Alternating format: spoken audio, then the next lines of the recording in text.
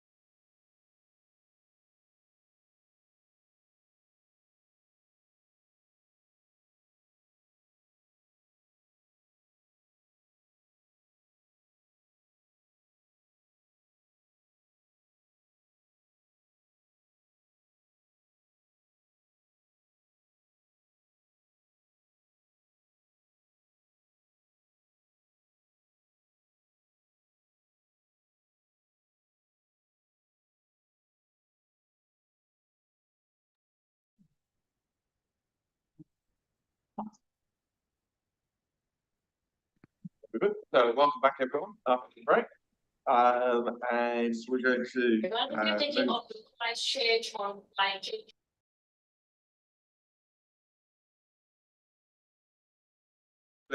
move to items 4 and then 5 on the agenda.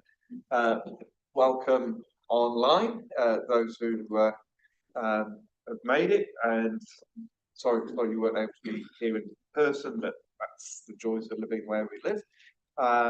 So we've got the first item we're going to come to is the incorporation of the QLDC Waters Limited name to be amended in due course when it's registered. We're dealing with the constitution today, which we've been through a series of workshops. There will still be some questions. Have we got Simpson Grierson online? Yes, we've got also. Oh yeah, there you go. Thanks, Mike. So I'm going to. So that's our role today, is to consider the constitution. Noted that we've also got a transition agreement to come as the next item, and we've also, a separate piece of work, have the statement of expectations, which will be drawn up, and obviously all three are all related and interconnected. So I'm going to pass over to start with to Penny and Matt. I was going to say good morning. No, not good morning, good afternoon, everyone. So the first paper is about the incorporation of the new water entity. So there are two attachments to this. One is the constitution, one is just the kind of the administrative form that needs to be completed by the shareholder in order to incorporate the company with the Companies Office. So what we're after today is approval of the constitution and authorisation for the Mayor to sign the shareholder consent form.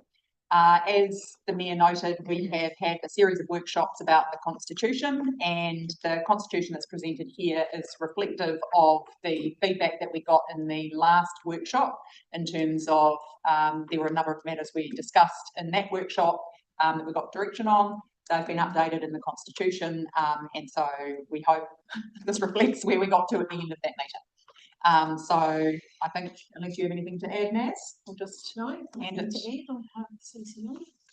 Okay, right. Well, I'm going to go. If there are any questions around the table, Councillor Tucker.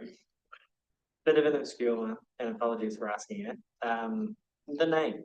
Is that something that you workshop, or is that something that's been like, oh yeah, I guess it's name on there? So we have started some work on the brands, and that will be channeled through the board. So registering under. So No, so we have a trading name and a logo, but the name that you've got for your QLDC 3 Waters Limited will be the name that we incorporate under. That makes sense. Cool. We discussed this, so thank you for your answers, but I'd just like to hear what others say and hear another version of it. Two things. One is around share issuance and calls on shares, and the other one is around land ownership. So the first one in section, well, go to section 5, page 85. There's the issuance of shares, and the way I think of this is it's a brand new entity, and it's going to be a 100-share entity. Done. But then there's this whole follow-on about issuance of other shares, whether or not those shares would be paid for, what the pricing of those shares would be, and then liens on the shares that they aren't paid for. Why do we need that? And is it necessary? And does this anticipate the company would go public? So that's the first thing, shares. And then the second thing, page 107, and this is something that Councillor Smith referenced last time. Why is it necessary that the entity own land?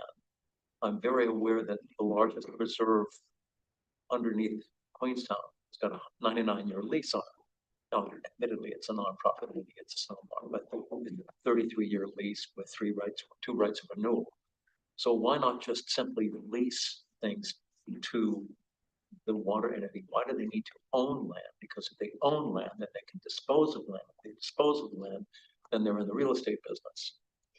So why is that necessary? Why not just simply have an agreement to lease land and have long-term leases in good faith. We will always lease whatever, whatever is required.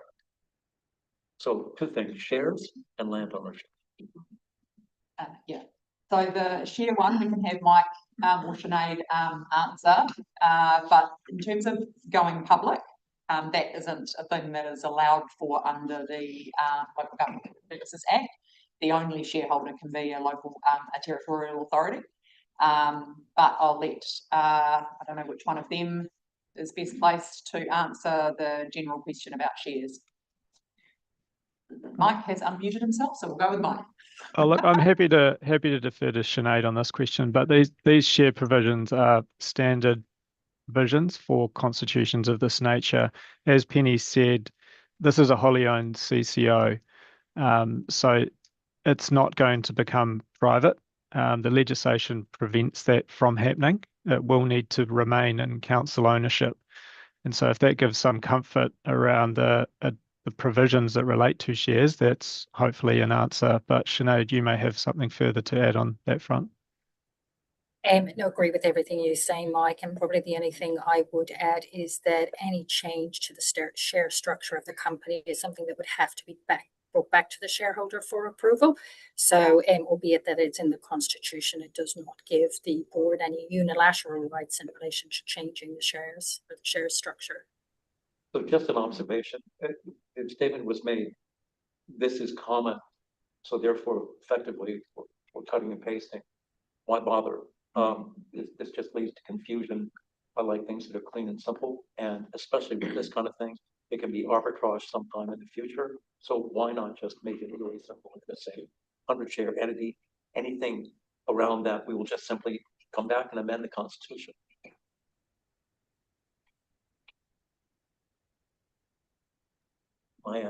I guess that is an option open to council. I guess the point that I would make, and is for council to consider, is from a long-term strategic perspective, it does create barriers for the company in the future if there was to be other councils who sought to join the CCO, which is probably the main circumstance that would cause a change in the shareholding.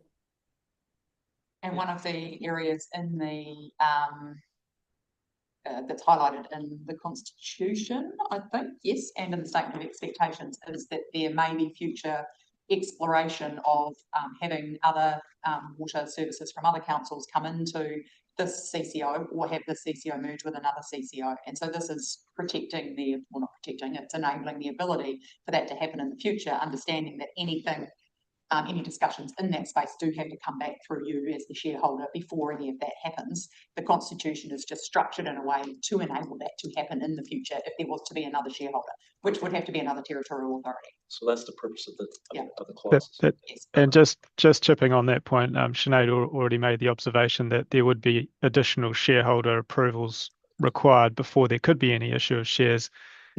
Prior to that, there would also need to be shareholder willingness to go and publicly consult on amalgamating with another TA shareholder so that the entity becomes a 2-council or 3-council owned CCO. And that's a statutory consultation requirement that sits in the Water Services Act, the new legislation. Your second question is actually about the next item, so can we hold that till then? Yeah. Cool. Councillor Gladdy. You're on mute. Yeah, sorry, a bit slow there. And thanks to Mike and Julian for turning up to this. It's appreciated. I've got 2 questions, and one is around contract length. As you all know, I was going to be ready to ask that, and the other one was just around information disclosure.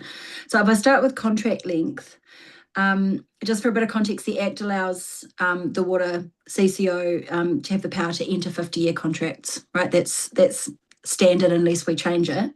And we've discussed this at some length, and the advice was that we could include our control over that simply in the Statement of Expectations, and we didn't need to put it into the Constitution.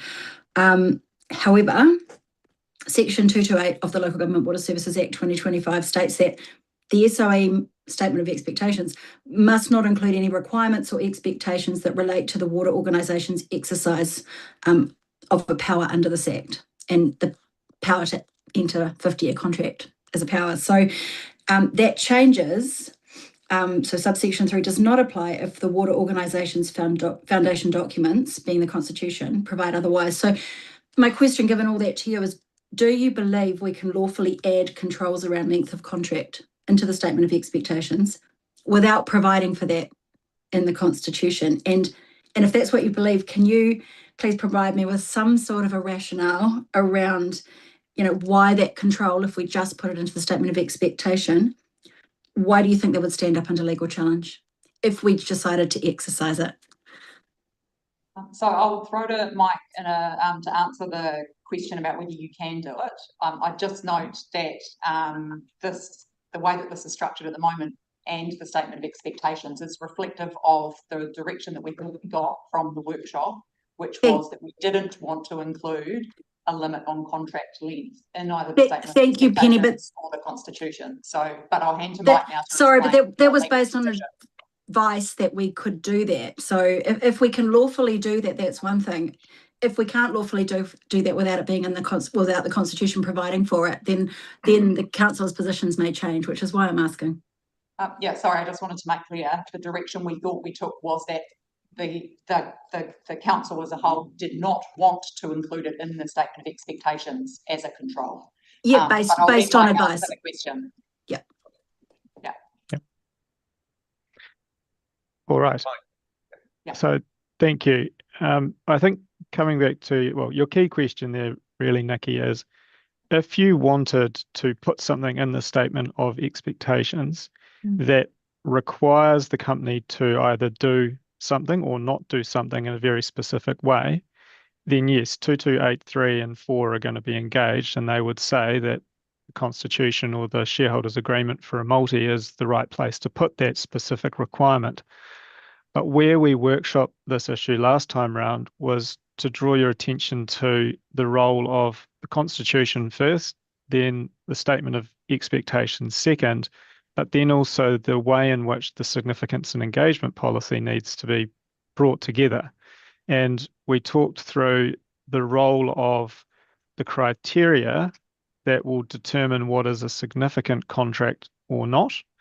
And if it is a significant contract, first, the company would need to consult before it can enter into that contract. But there is a specific provision which says for any significant contracts, they're not able to enter those without approval from the council as shareholder. And so that's how the significant contract provisions bite. And they're new. There's something that's been incorporated now to provide that additional layer of shareholder control over contracts which you consider to be significant. In order to determine what is significant or not, the water organisation has to adopt its own significance and engagement policy. That also has to be approved by the council as shareholder. Okay. So it's through that policy that you can help the company inform various criteria and thresholds which will determine whether or not something is significant. And that can, in accordance with your question, be as simple as saying anything over 30 years is going to be significant, which means you are in a position of approving the company's entry into those contracts after consultation. Okay. Or you could say a contract over 30 years is significant, but you're also expecting that you will engage on contracts that are over 15 or 20 or something along those lines. And what I mean by that softer level of control, which I think could be reflected in your statement of expectations, is something less than a specific requirement that they do not do something, but an expectation that they engage with you on contracts of certain lengths. So I think that's something that doesn't need to be reflected in the Constitution, but it is an expectation that is less than what 2283 and 4 anticipate. Sorry, can you repeat that last bit? Right. So what we workshopped last time is that if you wanted to be blunt and say, no, you can't enter into a contract of X duration at all, that would be something that Section 228 would say needs to be in the Constitution before it can be in the statement of expectations. I think you're right on that front, and that's my legal view. But if Yeah. you included in your statement of expectations something that expects them to include a criteria around the length of contracts before they become significant or not, that means that through the development of that policy, you will have a shareholder role to agree or disagree with where those criteria are set. Yeah. You could also, in my view, have a statement in this statement of expectations which points them to the need for discussions with the shareholder about contracts which might or might not be significant against their criteria.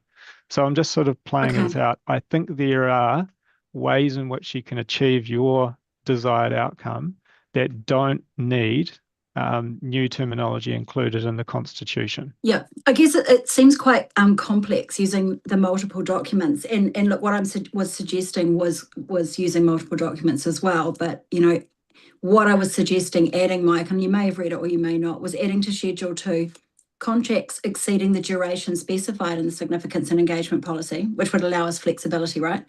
Or contracts longer than 15 years if no duration is specified in the significance and engagement policy.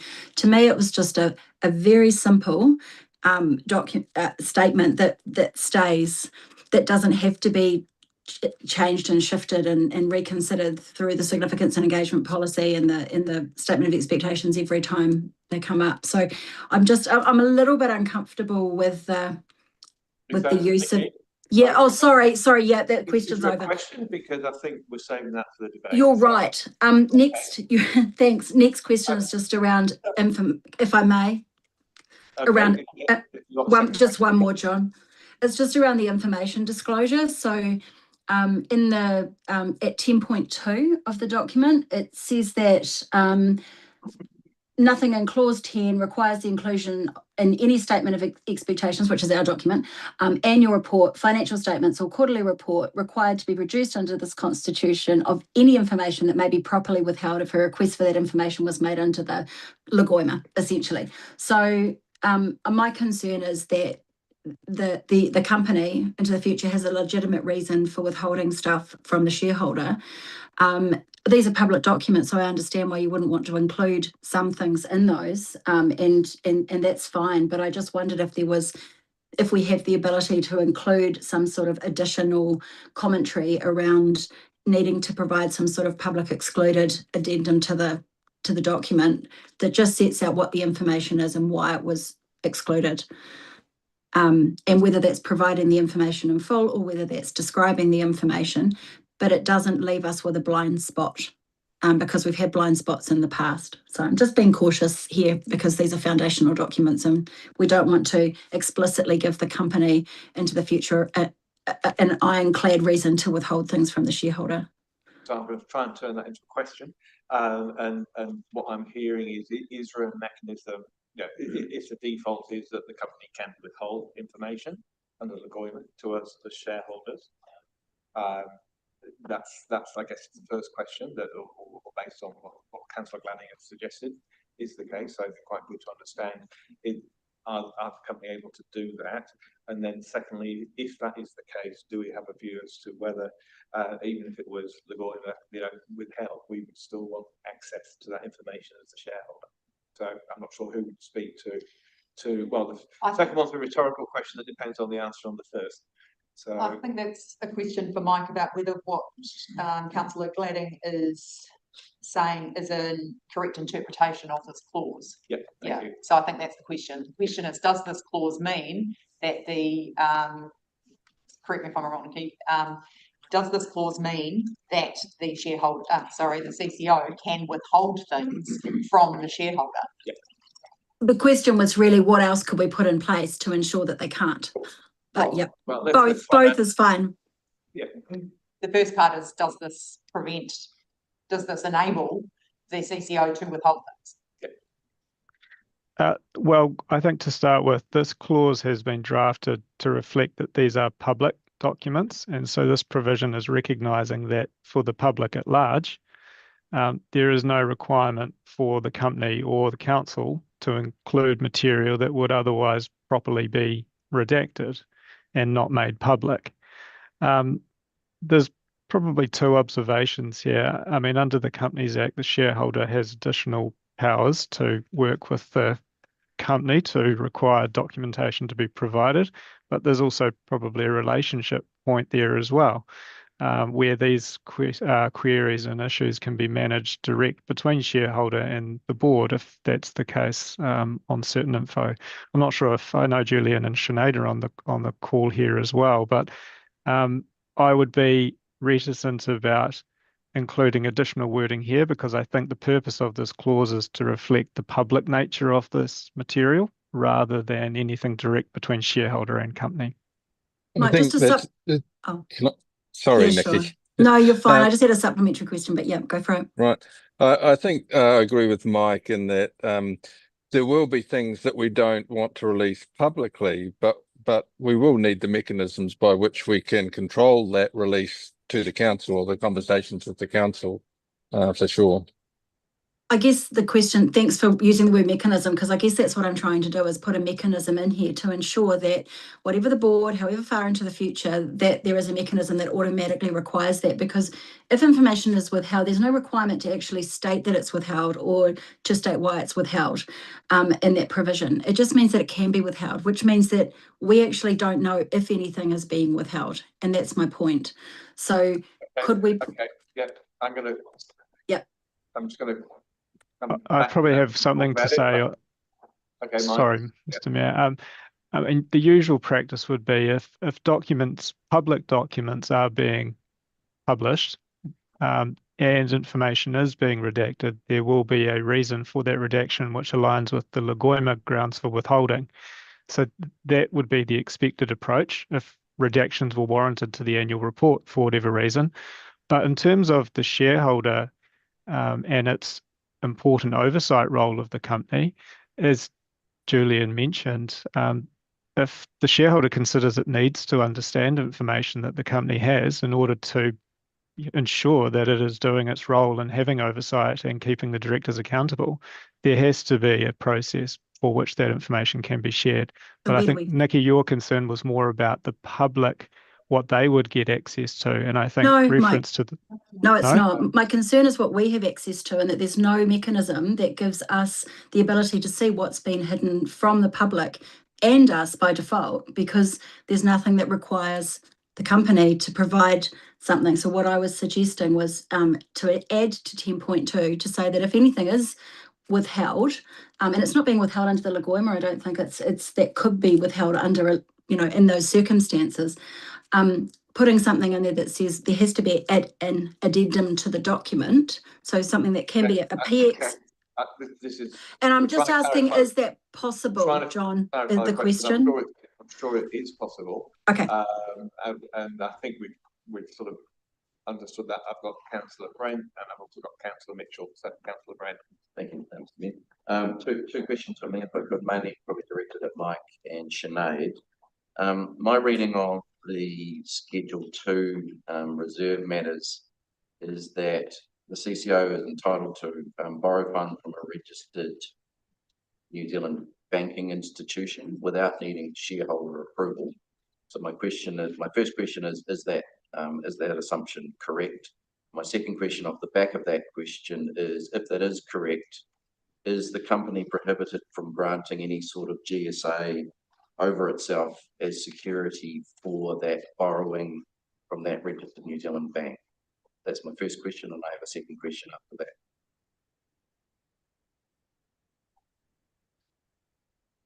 Michael, Sinead. And so insofar as the register, so I guess two different things. In order to put the facility in place with the registered bank during the establishment phase as a shell company that's just setting itself up, it will be necessary for the shareholder to come back and get approval for certain things from its shareholder, or for the company to come back and get approval for certain things from its shareholder. We're talking about when the company is up and operating with those facilities in place, it will then be able to borrow without coming back to the shareholder. However, all borrowings will be within the terms of the Treasury policy that will be signed off by the board, and there will be a lot of governance assurance that will be around that borrowing. I guess the key mechanism here is that independent directors must ensure the company is trading while solvent at all times. And therefore, the board, as it goes through the establishment phase, will be having particular regard to the controls and mechanisms that are put in place around the borrowing. So I hope that answers the first question. In relation to the GSA, I'll turn to Mike on that. I hope I'm not throwing him under a bus with it. But my understanding is that a GSA would cover assets, and security cannot be given over the assets of the company. Security can only be given over the revenue. But Mike, if you think differently, please let us know. No, I agree. Nothing to add to Sinead's comment. Okay, thank you. My second question on this is around just the minimum and maximum number of directors. We've moved to a minimum of 5, which I'm not convinced is quite correct. But my question is, if we did have a minimum of 5 in the Constitution, and there was only 4 for some reason because someone had been disqualified or passed away, and that vacancy couldn't be filled, what does the effect of the Constitution have on the ability of the board to actually operate when it has less directors on the board than the minimum specified in the Constitution? That just goes to the quorum for decision making. So let's assume 5 is the minimum, but you need 3 to vote in favour for a resolution to pass, or the majority. Then you would need 3 out of 4 to obviously resolve in favour. So it doesn't have an effect on the company per se. Appointment of the directors sits purely with the shareholders, so the company has no control over that. Isn't the board directly in breach of its Constitution if it only has 4 members on it? But the board's not in a position to appoint directors, so it would be with the shareholder. Okay, well, I'm just trying to understand what would be the downside in moving it down to 3, and if there was if there was an appetite to keep it at 5, what is the risks to us if we did keep it at 5? But you're telling me there is no risk. I think keeping it 5, well, I guess you've got a matrix. I haven't been involved in the board appointment process, is probably the starting point, but there is a matrix of skills, and the 5 people that are put forward for approval would satisfy that skill matrix. I think the key thing from a board perspective is ensuring that at all times you have a quorum of meetings so that resolutions can pass. Apologies if there's noise coming through. I'm in an airport at the moment. Okay, thank you. Okay, Councillor Mitchell. Thank you.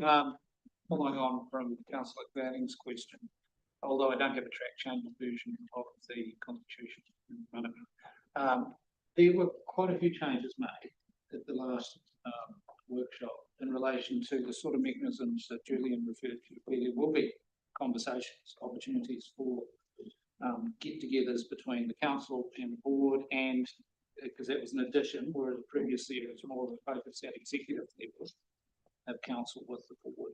So I'm wondering if, given that the company, the entity is going to have responsibilities under the Companies Act and under the Local Government Board Services Act, that those sort of issues that Councillor Glading is referring to about information being made available within constraints, they're covered anyway? Do you think that it already is? Well, there is the existing reporting requirements from the CCO to the shareholder, and you can specify additional reporting and statement of expectations if you choose. And then, as Julian says, and Mike has alluded to, much of this we certainly hope will be relationship based. Yep. So if you're concerned about something, you will present that to, it will go through the channels of mayor to chair, and that would filter down. There's also the transition agreement, which does speak to a bit of that, relationship and how we will actually come together. Thank you. Okay, any more questions? Okay. Thank you. Just relating to Councillor Glading's first item around the length of contracts and stuff. So am I correct that your advice is that that is best managed through the significance policy? Is that right? And that we can correctly require engagement with the shareholder, consultation with the shareholder for contracts over 15 years, without seeking to prohibit long contracts, but making sure that they're done in a way that we're happy with, is best managed through the significance policy. Is that right? Rather than the constitution. That's right. I think the conversation earlier was about whether the council wanted to prohibit the company from entering into contracts of a certain length. Now, if it does, and we workshopped this last time round, if it does, that is an express direction that would need to be reflected in the constitution before it could then be reflected in a statement of expectations. But what we've talked about earlier is that there are other tools that can be used. So if we're talking about significant contracts, through the criteria that will go into the company's significance and engagement policy, you can say if it's a 30-year duration, it will be a significant contract. That will require two things: public consultation, but also approval from the shareholder before it can be entered into. So there is your ability, there is your hook there to limit the company from being able to approve and enter into that type of contract. So, and I'll just be clear, I'm not seeking to prohibit long contracts, because I think there is a case where design, build, operate contracts could be valuable as a long term, but I think they are of a significance that requires stakeholder engagement. So you're saying if we were to prohibit it, we'd put it in the constitution, but because we're trying to manage it, it should step through the. Is there some? I'm just trying to work out where is the correct place for it to sit. Is there any reason why it wouldn't sit in the constitution as well, that we set that expectation, or should it only sit in the? I think that the significance policy is there to determine what is significant or what is not. And so that policy is going to sit on its own and guide all sorts of significant decisions that the company will make, including contracts, which is a new thing that policy has to contain.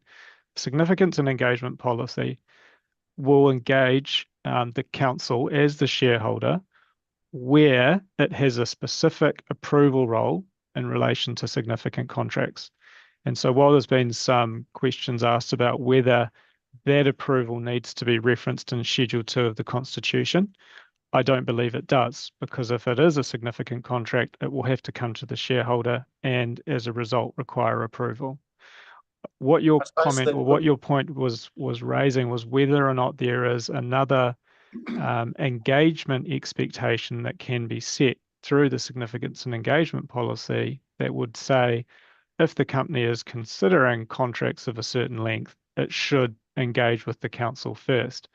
I don't think that is the same as a specific requirement. I think that is a softer form of expectation that could validly sit in the SOE without needing to be provided for in a constitution. But I'll hand over to Sinead to see if she has another view on that. What distinguishes that issue from other things listed in Schedule 2?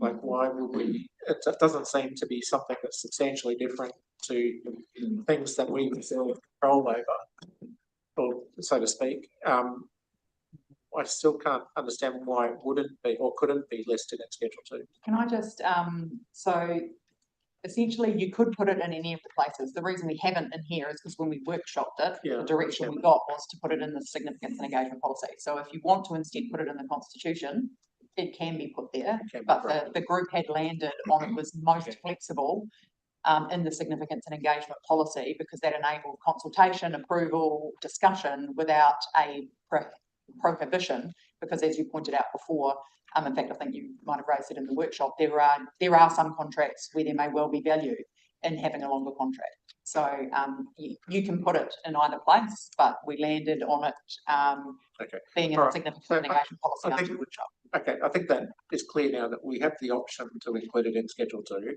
That will play out through the, amendments, if any, or whatever. So I'm comfortable. Yeah. Okay. A tough one for yours.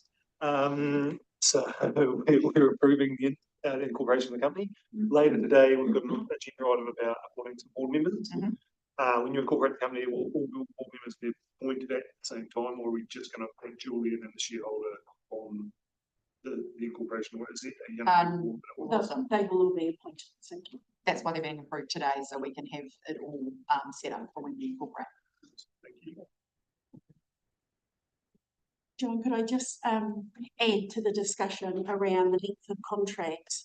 The benefit of having it in another artefact that is not the Constitution, like the statement of expectations, is it's not as enduring. So, you know, you get to revisit that, or the significance and engagement policy that may have a review period of every second year or something. So it gives you the opportunity to revisit that on a kind of recurring basis. Can I ask, why do you find that as a benefit? I feel like that's a negative, because then the next council might change it and then, you know. Well, the next council could change the Constitution also. It's just a policy like that is a policy that has a shorter term than a constitution. Yeah. So you can amend the constitution at any time, the shareholder. Yes, yes, you have. You have. Right.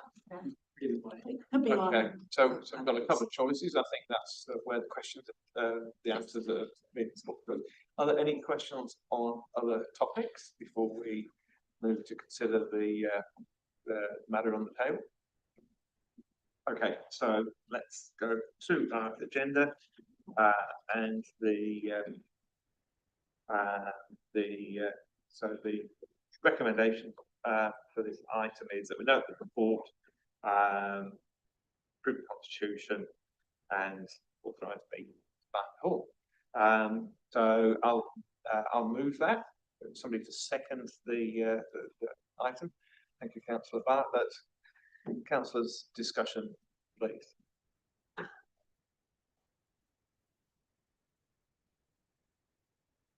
Okay, so I'm going to. Well, I was just going to say, I suspect that there's an amendment coming. Well, that's yes. Okay, right. So, okay, so we had discussion. Well, I do have a discussion point. Okay, perfect. It just was a death. Sorry, I was just- my My only point is just around the minimum number of directors. I just think having 5 in there is too prescriptive. We have previously talked about a minimum of 3 and a maximum of 5. We've slipped both numbers out by 2. I see a benefit in having a minimum of 3 and a maximum of 7. And we do have some protections in there around the quorum requirements, because remember it is 75%. So if there was 3 directors only, all 3 would have to be there. If there were 4 directors, 3 would have to be there, and if there's 5 directors, 4 would have to be there. So there is always going to be at least that point. So my only thought on that was just to have it between 3 to 7, as to give Julian a little bit more flexibility, because you know, there will be directors come and go, and there might be a portion where they haven't got 5 around the table, and I think there needs to be an opportunity for that to be a little bit flexible on that. So that was the only comment I was going to make. You're moving that as an amendment? Is that how I do it? Yeah. Yes, I'd like to move whatever provision it is. 11.2. 11.2, change minimum of 5 directors to a minimum of 3 directors. Happy to see. Okay, so that's been proposed by Councillor Brain. That's the seconded by Councillor Wong. So discussion on that that proposed amendment. I guess the minimum number of 3. The number of directors at this startup phase, I think it's probably a bit of a comfort zone to council, right? And maybe in 5 years' time we might have a different view. But I think as we establish the company, and if it sets up and it sets off on its mission, then probably a few more heads around the table are better than fewer, notwithstanding the fact that people may drop off the bus. If there were 3 and somebody got run over, then you're down to 2 people, and then it gets really potentially difficult, especially when the company is not responsible for appointing the shareholder. So it might be that you get to a critical minimum mass at which the company's really not effectively doing governance, and it could be because we haven't gone through the process of approving directly. So my view would be to start with until we're shown wrong, and I'm happy to I'm probably a bit late to answer the chair a question on this, but yeah, I'm happy to get feedback down the line as to how that might evolve, given that, as we've heard, we can change the constitution at any time. So I think two people could be difficult straits for the company to do good governance, notwithstanding the policy of the directors on the table, and it could be putting pressure on us to duly, hastily fill it so that company can carry on. So that's all I would say. Councillor Smith. I presume the quorum stay for 3 is your understanding. Quorum is 75%. It's 75%. So you can't if have there's three, if you only have 2 turn up, that's 66. So you can't have only But 2. is there a minimum number that need to be in a meeting to create a quorum? 70, Of so the 75% of the directors. Yeah. So that's what I'm saying. If it was only 3, all 3 would need to turn up. If it was 4, 3 would need to turn up because that's 75%. So you can't have less than 3. I think the combination. Just gonna, so you would never get a situation where 2 can make a decision. Okay.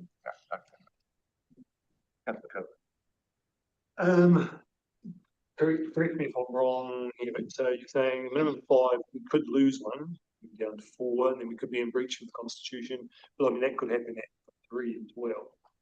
And I think through the workshop, when we talk about skills matrix and things, I don't think we sort of 3 is not enough. I think we need to have 5. Keep in mind if somebody does get hit by a bus, there will be a period of time where the shareholder can appoint a director without being in breach, maybe, but I might have the. No, that's. I don't get the point about having to have 3.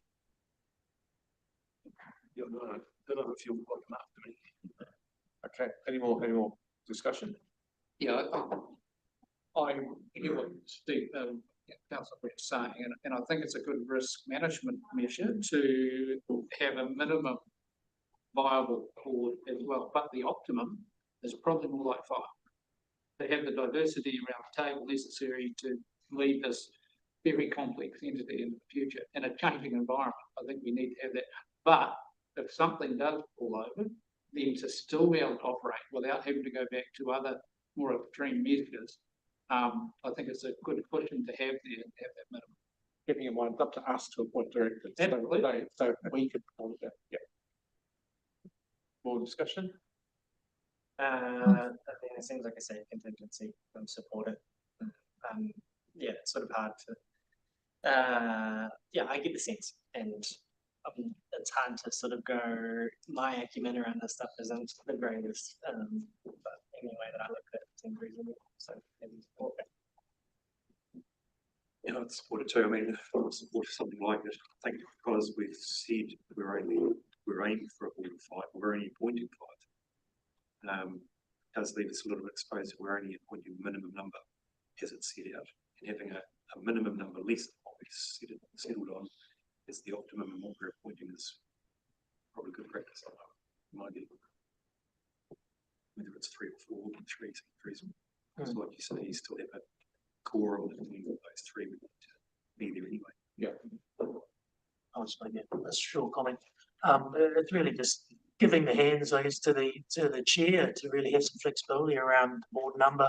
I think we've got the intention there that 5 is the optimum.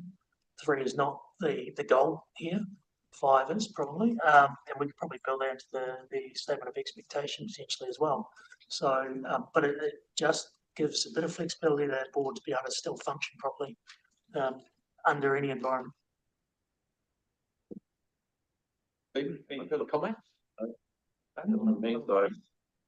I think I agree with everything that everyone said. To be perfectly honest, there's no right or wrong answer here. I'm just wanting to make sure that there is some flexibility in there, so that we don't end up in a position where we're having to make some sort of rushed appointment to be able to comply with our constitution. I would much rather that there is that flexible width. That if something, that if one person or something happened with one person, it doesn't put the whole thing into disarray. There is an opportunity in this constitution for the board to actually appoint a temporary replacement in the interim to bring it up. So that gives some help as well. But I personally just think the flexibility of having that gap between 3 and 7 with that rider of that quorum requirement because if it wasn't 75%, if it was just a majority, if it did get down to only 3 directors, then 2 directors would constitute a quorum and could make a decision. So the fact that it's 75% does give me comfort that if it does get down to 3, then it's covered. Okay, thank you for that, and noting that 3 is cheaper than 5.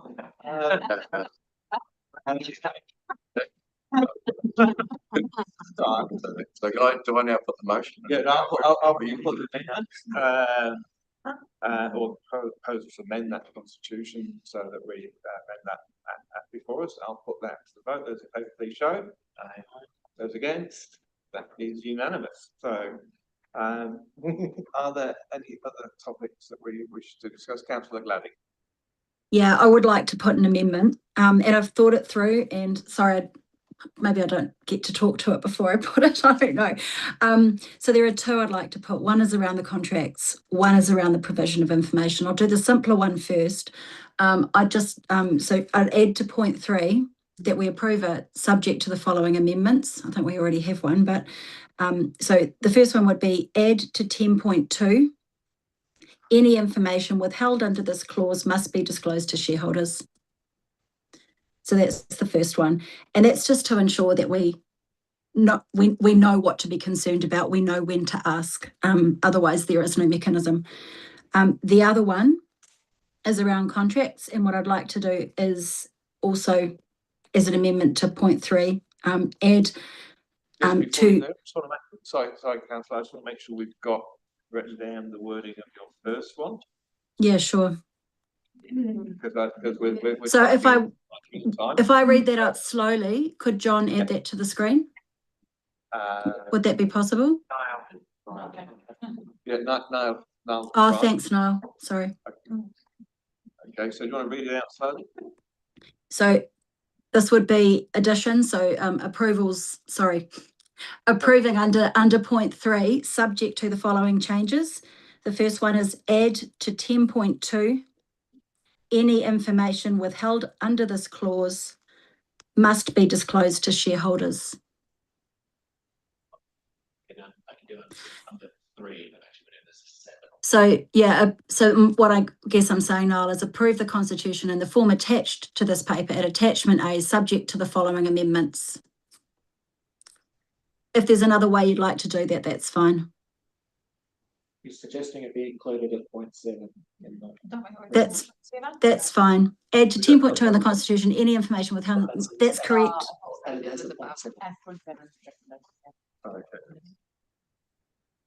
you ready for the second one? Yeah.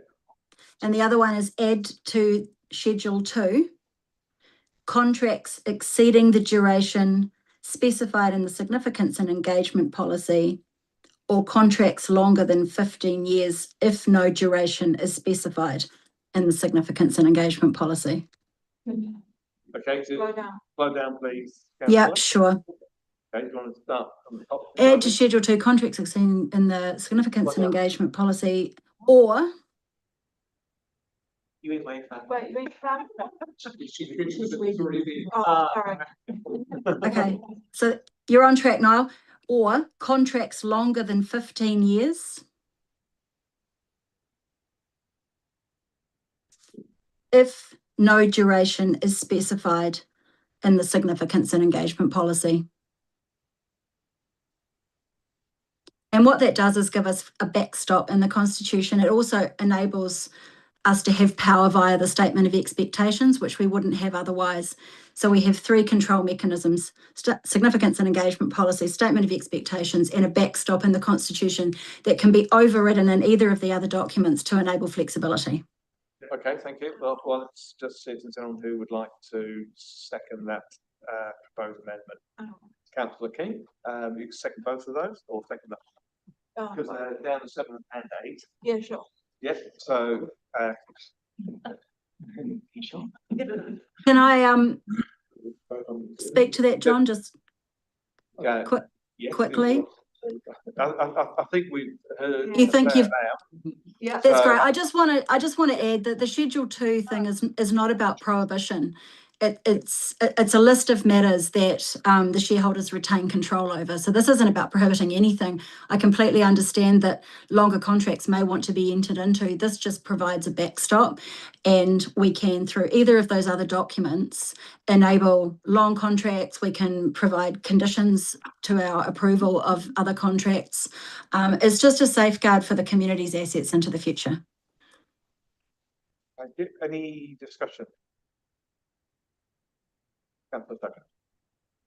I hear what you're saying, and I've sort of heard the comments over a long period of time. My big concern is that we're at a stage now where we can't get advice and ask questions, and we're sort of gerrymandering at the end of a contract to avoid a lot of the sentiment and work that's been done collaboratively. I think the first point, any information, totally reasonable. The second point, I understand where you're coming from, but I'm not 100% convinced that it doesn't have other implications at the moment, which is why I want to see the amendment. To that, can we ask? Okay. So we've got into discussion. So Councillor Mitchell. Yeah, I think I share Councillor Tucker's view. I think there's intent here to do something worthwhile. I think perhaps we would want to separate these. I think the proposed items of proposed number 7 is problematic because it needs, I think it needs more work. Maybe we need to come back to that later. I think 8 though has some validity because it's quite flexible. It does add some direction to where the board might go. Still not sure if it's necessary in this context. Any further discussion? Councillor Smith. Thank you. Look, I agree on that point, but I don't think 7's necessary. I have a lot of sympathy for 8. And we have had advice today, just to speak to Cody's point, we have had advice today that this is possible, that it can be done under Schedule 2. And while it wasn't advised, that it was definitely possible. And, you know, I don't think there's anything in there that separates the intent. It provides a fallback position and provides a way to amend it, and it doesn't prohibit long contracts. So I'm comfortable with that point. And just one other thing, we haven't, well, we did develop this together.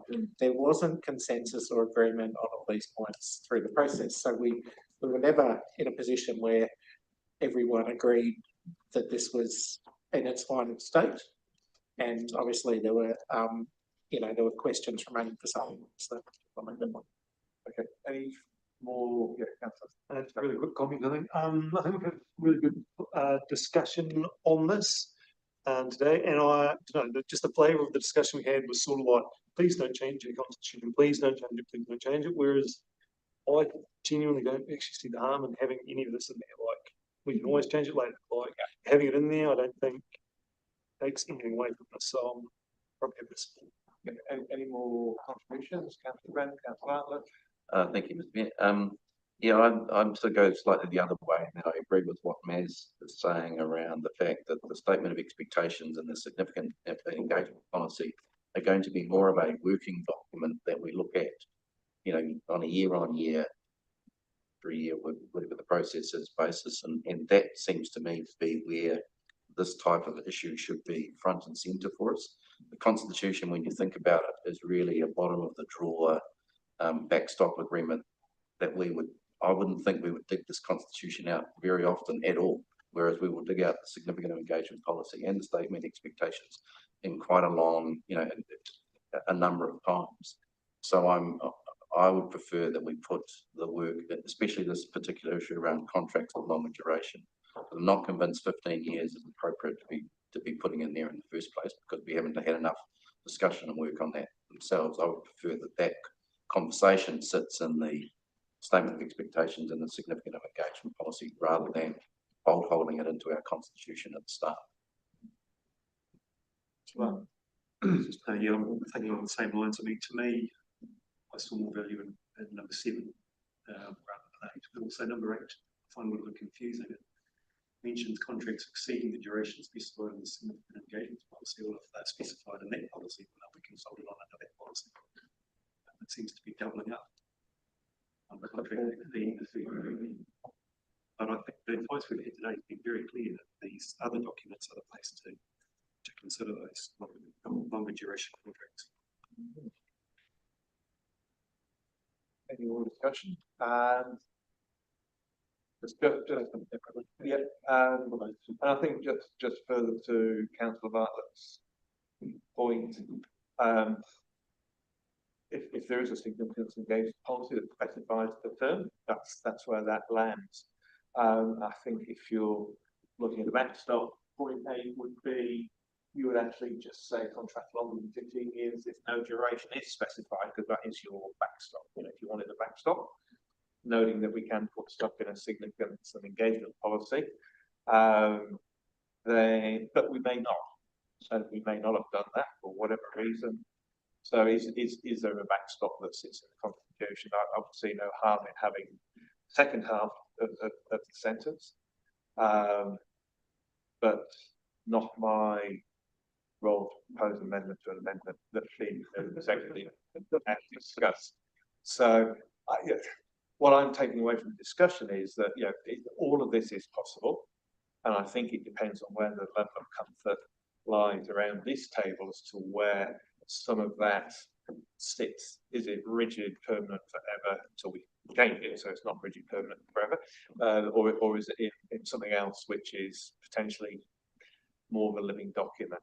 So that's really what we need to weigh up, and those are the issues that we need to consider. I don't think there's a right or wrong. That depends on where you're sitting in the spectrum around the table. So there is no right answer, because I think if there was, we'd have had a recommendation, a firm recommendation from staff around this previously, rather than just sort of a bit of direction at the workshop. Councillor Gladding, right to reply. Yeah, I just wanted to round it out. Just to be really clear, it is just a backstop. You'd have complete power through both the significance and engagement policy and the statement of expectations if you include it in here, because you can't include it in the statement of expectations if it's not in the Constitution. And I think it's a fundamental matter. So I just wanted to add that. I think the way it's drafted is important, because if you just have contracts longer than 15 years, if no duration is specified in the SEP, it doesn't quite work. I worked it out before, but look, happy to, I don't know if we're allowed advice from Mike on whether the wording is appropriate or not, but happy to change it if there was.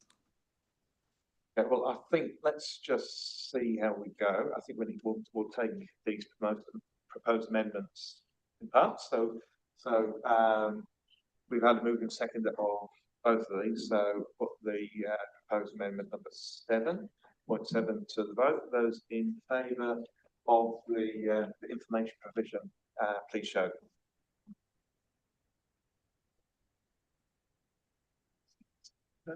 Okay, and those against? So that is carried, so that becomes part of the substantive motion. And point 8, those in favour of adding that into the resolution, please show. Okay, those against? That is lost. I don't think people need their vote recorded.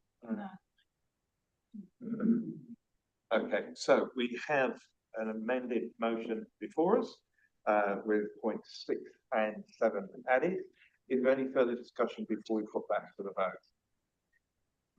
Only to slightly change. Yeah. I'll just only comment, obviously now we're reliant on using the CNM engagement policy to address that, which we can still do, but while I'm sure there'll be some disappointment that wasn't included, it's still manageable. So. Okay, so I'm going to put this item to the vote. Those in favour supporting this assumption of this constitution as amended on the screen for us, please show. The whole, yeah. Yeah. Okay. Those against? Okay. That is carried. Okay, cool.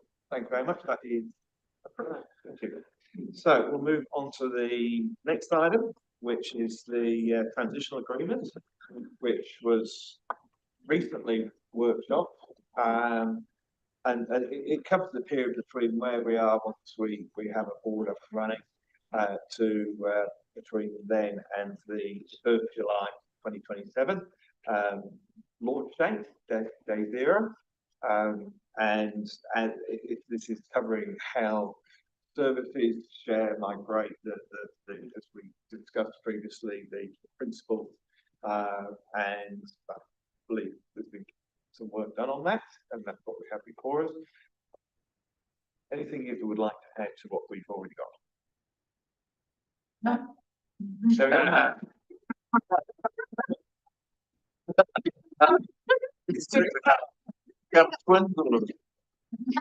okay. There is. No, You were going to address land ownership. Yeah, Great, I great think memory. it's a comprehensive reflection of the feedback that we received from you in the last workshop. Just in regard to land, it would be preferable if we addressed that as we start having the discussions around the transfer agreement, because there's an understanding around the other assets and discussions around that needs to be had before we get to the land. But we have made a commitment to come back to you combined to talk that through.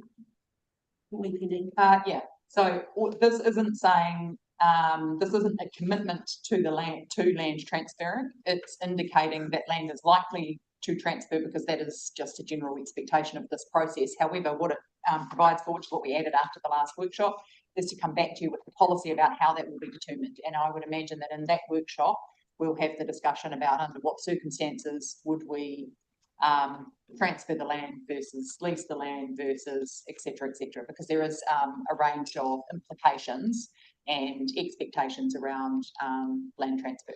So all this does is it provides the mechanism by which we will have that discussion. It doesn't get, no land transfer gets locked in until the transfer agreement. So this is just essentially saying, we'll come back to you to talk about the policy that will set the parameters for what will transfer. So I'm just going to jump in on that. So we're approving a transition agreement. An agreement, as you put in the track change on page 107 at 3.2 that help develop a policy.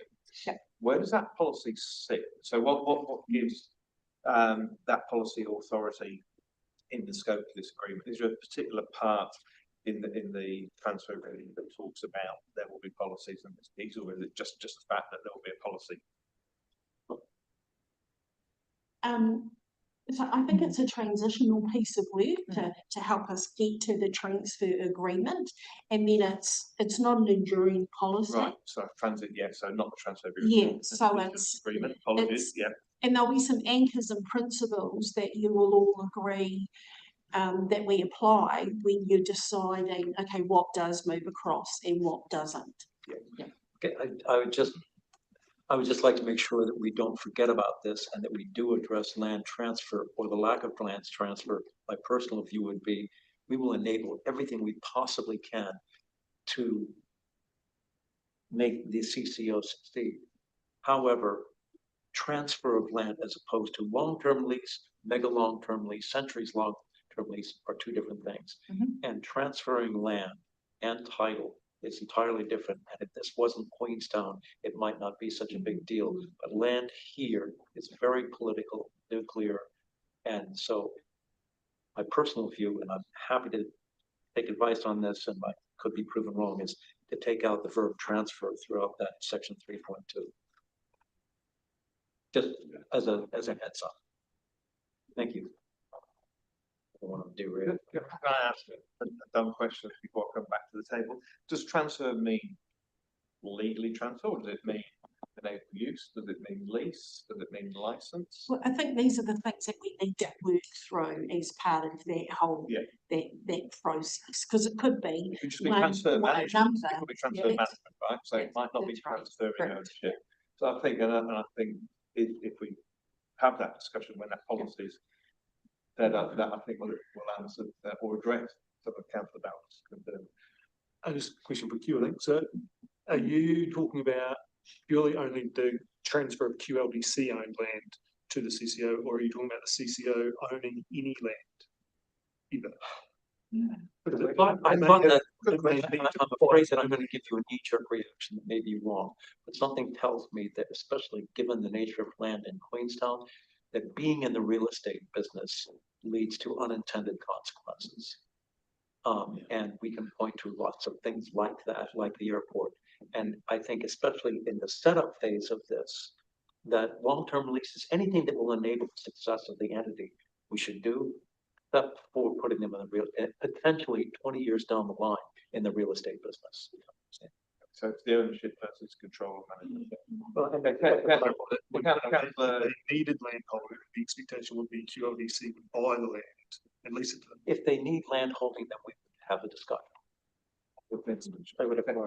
Councillor Glanning? Thank you. Yeah, it's obviously a question around the same area. It's just not clear. I think it needs to be clear who approves the policy, who has input into the policy. Is it us? Is it staff? Is it us and the board? Because that's not clear in the wording. And just noting sort of further below, it does sort of set out the at 4.1 on page 108 talks about who gets to make decisions over what. So the two combined, it's sort of not clear to me. So I just like, and the other point, sorry, just remembering, I'd like to make is the way it's worded, the policy's not necessarily the overriding thing that must be considered. And I think that's a problem.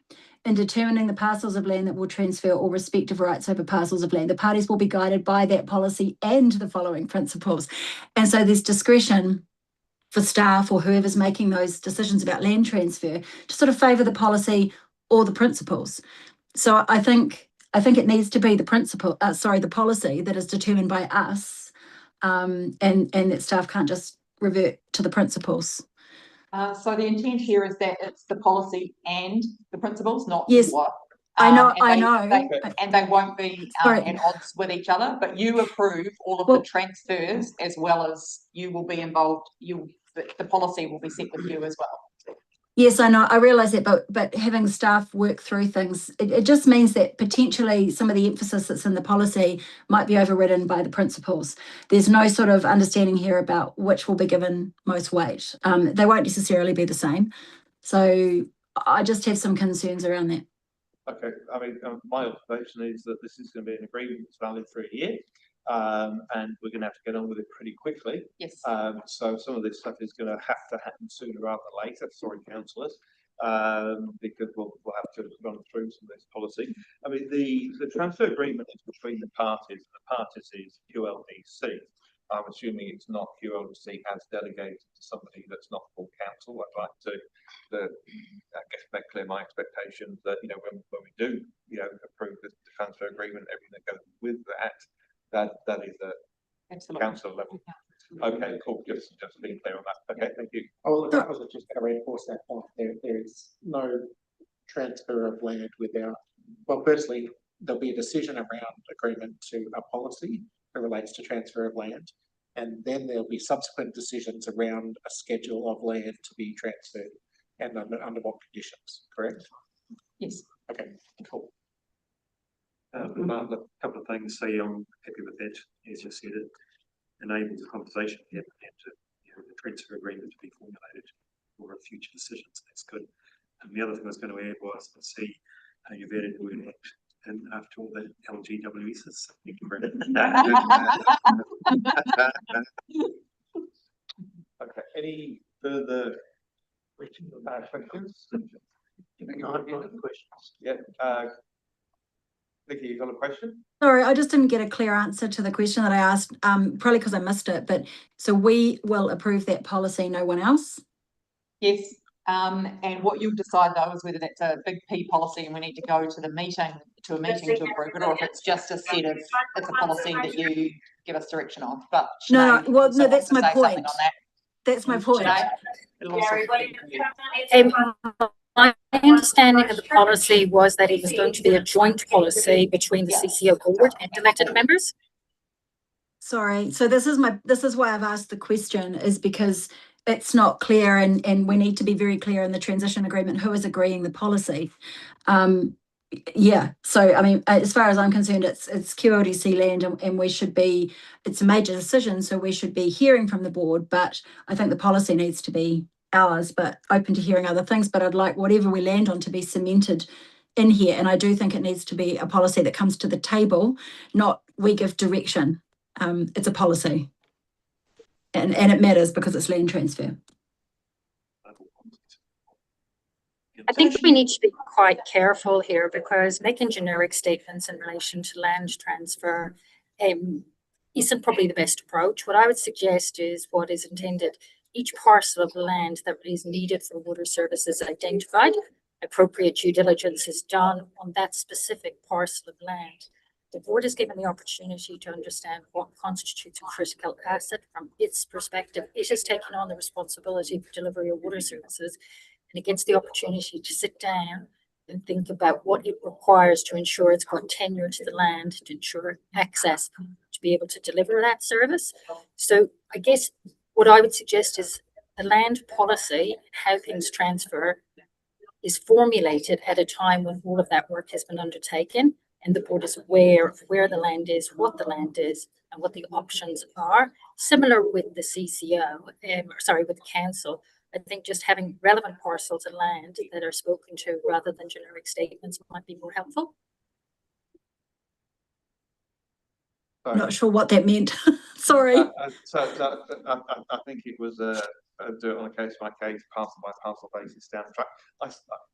My sense is we will need to go through an exercise where we look at what is the policy around land transfer, what does land transfer mean, and all those things, and that could be a high level thing, and it would be an inclusive discussion with the board, I would suggest, because the organisation that's having to carry out the function will have nuances and things that from of their mind that we wouldn't have, right? Because we're probably looking at ownership, asset, liability rather than the operating side. So it is a discussion that needs to happen. I've heard coming back to Councillor Glanning's concern, what I heard was an assurance that would be a councillor-led policy, and the transfer agreement will be a councillor-approved decision. So, and hopefully that makes it into the minutes, if that provides any reassurance. So, yeah, that's. I think that message has been heard, and I think we'll know fairly soon how we take that forward. I just may jump in because Penny did speak to the fact that policy would either come for direction through a workshop conversation or for a formal decision. But I think what I'm hearing is that you want that to be here. Yeah. So, any more common questions, new areas on the transition agreement? Okay, moved by Councillor Bartlett, seconded by Councillor Tucker. Any discussion, or do we move to a vote? Councillor Glading?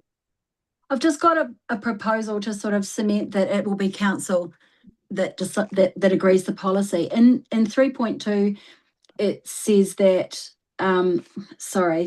it lists the matters that council will decide on. So sorry, it's really hard working from this. Oh God, blimey. Sorry, it's at 4.1. Elected member acts as its shareholder and water services provider, etc., if people have this in front of them. So this includes elected member oversight and direction on key transition deliverables relevant to council business, including form and content of the transfer agreement, local government funding agency arrangement. And I'd like to, after that, so this is at 4.1A1, include the land policy set out in 3.3. Where is it? 2. So it's clear that we decide it. Clarity's sake, I'd see that. Okay, so we've had a proposed amendment, which hopefully somebody has got the wording on. So which is to add a 4.11. 4.1A1. Adding words into 4.1A, Roman numeral 1. Yep. Correct. Local government funding agency agreement. Arrangement, sorry. The policy pursuant to clause 3.2 above. Beautifully worded, Steve. Thank you. Your background. Can you do that for me every time? Leave to just get some advice from the chief executive on that. Is there any problems that we're not foreseeing in that? I can't see a problem with that. I mean, yeah, we've already said we'll be bringing this back to full council, so I mean, if you want that codified, I can't see an issue. Can you see an issue? The only issue is if that is indicating that the board is not a decision maker in that. I think that's what we're just raising, because there will be parts here where the board does have a say. Now, until we get into the policy, we can't determine that, but I think regardless, if I may, regardless, council are a decision maker regardless. So I mean that, you know, I don't think it changes that. So okay. Yeah. So it is elected members and not staff. Yeah. So that distinction, if you want to make that clear, No, Penny, sorry, putting a question mark over it implies that the board doesn't have a role. No, I'm not saying that the board doesn't have a role. I'm sorry if I can clarify. What I'm saying is that it's our decision, it's our policy, our decision. But again, it would be a major decision, and under the transition agreement, it's a major decision that the board would have, you know, influence over, and they would be able to give all their feedback to elected members. And I trust the people around this table to take their feedback into account and make a good decision on behalf of the community. I think the point is a transfer requires a transfer and a transferee, and neither can be done without the other. So no, I think that's fine. So, it's the same as the other two items that are listed here: the transfer agreement and the LPFA agreement payment arrangements. So it's about how we collaborate and work together with the direction there. So we've had an amendment proposed and seconded with the wording to add those few words into 4.1A1, Councillor Mitchell. So that would in effect become item 5. There we go. Stellar job, Dave, right? So let's, any discussion on that? Should we just put that straight to the vote? We'll put that straight to vote. Those in favour of that addition? Again? Just because that is apparent. No, I don't need to know. Okay, so that amendment is now part of our substantive motion. My sense is we don't need further discussion or debate. I think we should just move straight to the vote on this one. So I'm going to put the amended motion to the vote. Those in favour, please show. Aye. Those against? That is unanimous. Well done, team. Thank you very much, and thank you online callers. Jeepers, freedom counting. Because I'm there.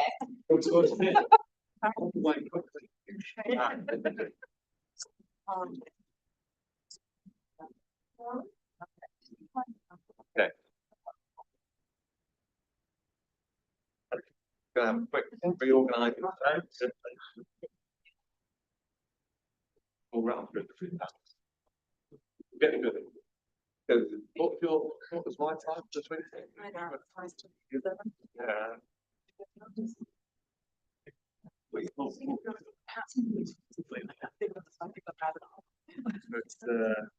dog events. Simply, not for the Running out of bed. Get ready for it. Okay, so let's bring this item to the table. Councillor Smith has moved away from the table to perceived conflict. There is obviously a long history to this, and the report that's before us is, I guess, best described. It's a very clinical report. I think we can all see it's a very clinical, detailed, thorough report, and look, we all get that round table. There's a purpose, there's a reason behind that. So,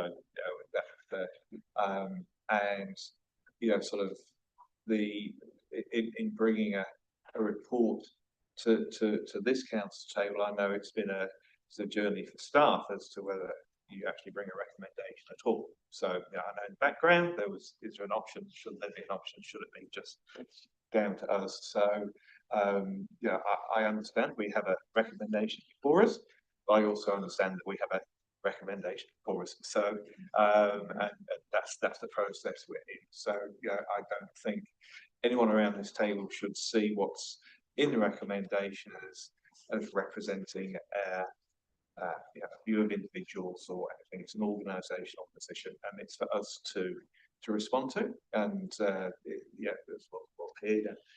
There's a lot of evidence. There's lots of issues we've seen through the summer.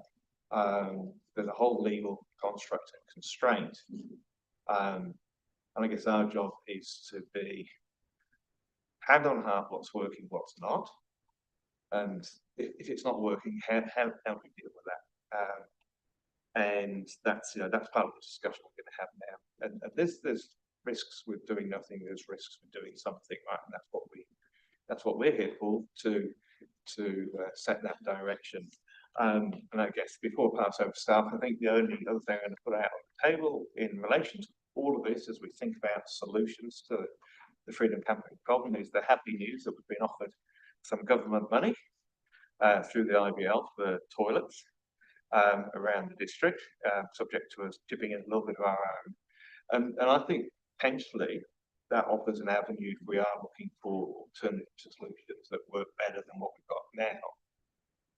That actually, by enabling consideration of sites that might deal with the problems we've got before us, that actually link in with what makes sense in terms of provision of toileting facilities, which is obviously a big issue with freedom camping. So I'm just going to, because I'm not sure if they've really picked up on that significance, but it is something that I think puts a new dimension to the decision making that we might have. But there we go. That was my framing. So I'm not sure who wants to do the lead at that end of the table. Thank you. Through the chair, I'd like to, before I make a few points, introduce Shireen Monday, who is an external policy analyst online who's been assisting with this matter and answer questions if we get quite technical. One of the three really high-level points that I think the Mayor has generally touched on.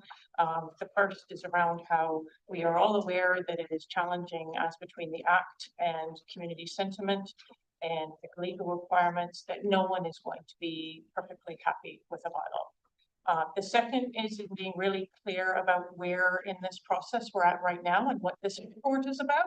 So this is exploring the required statutory matters that set the framework within which council can regulate freedom camping. It follows standard practice, and it's asking council to first decide how it wants to address the perceived problems. And if the council decides that an amendment to the bylaw is the best next step, a report would come to it in July to formally make those statutory determinations and adopt a statement of proposal to consult with the community on that. And so if an amendment is considered not necessary, the bylaw aspect of the process ends here, but as we know, the responsible camping ecosystem is much larger than the bylaw. The last point to make is around that the recommended options in the report are informed by the research and analysis and the legal framework. And the key circumstances to keep in mind are the short period of time that the bylaw has been in place, and where a new regulatory tool is always going to need a period of bedding in. It came into force right at the start of the early summer busy season, which meant that enforcement and education were occurring immediately in a very high pressure environment. The issues, as outlined in the report, are to do with non-compliance with the bylaw. Completely new issues are not what we're looking at. And this is very closely related to the oversubscription of freedom camping areas. So in short, that explains the recommendation in the report. And the primary risks here are around a challenge from those who want a more permissive freedom camping regime. And secondly, that if the rules are changed for one or two freedom camping areas, the community could potentially request the same consideration for other areas. So happy to turn it over to councillor questions on the content of the report. Right, so we've got a temporary prohibition at Hellby Place at the moment, which is now in place until the 31st of January next year. Is that correct? Depending on whatever the result is today, if the result today goes with the option that's recommended to stay with status quo, would that prohibition remain in place still until January next year? Through the chair, it would remain in place unless the CE decided to vary it until the end of January. Also, the next question is self-containment rules have changed recently. I think is that correct? Did the new rules come into effect on the 1st of June? Can you explain what those rules now require? Do you want me to go into detail on that? Because there are quite a few changes to those rules. But through the chair broadly, they require a fixed toilet in the vehicle. There is a warranting process around those vehicles. There are other elements, obviously, beyond the fixed toilet, but that's the main component that came through in the change. There are the warranting process also requires them to go through a warranting process to be registered to and meet the standards for self-containment.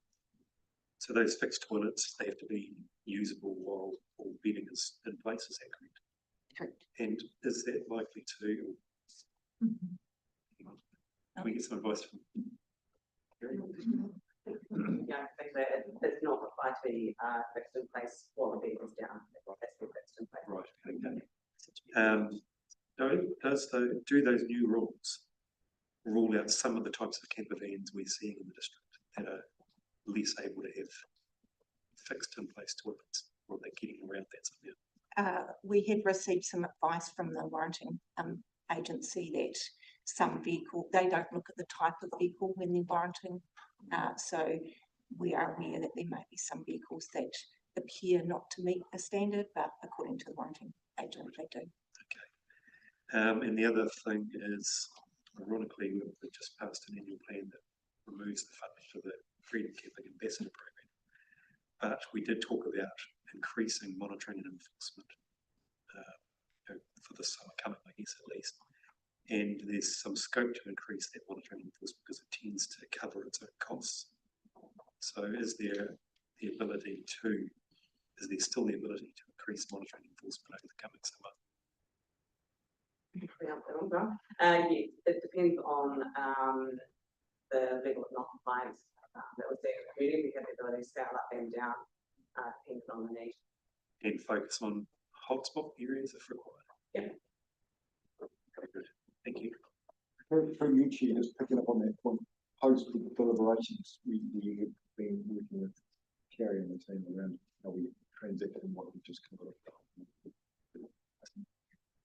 Question, Councillor Bell, very open-ended.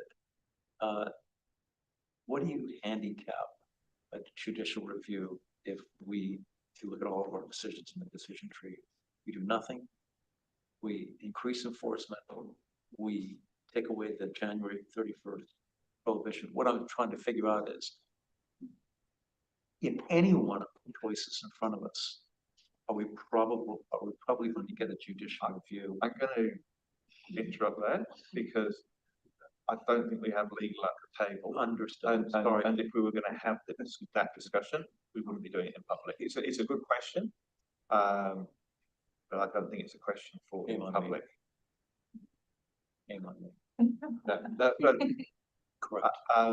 If we need an answer to that question, we can exclude the public, and I'm not sure whether legal counsel at the back is able to. If you'd like to, yeah, is there an appetite to follow that one out?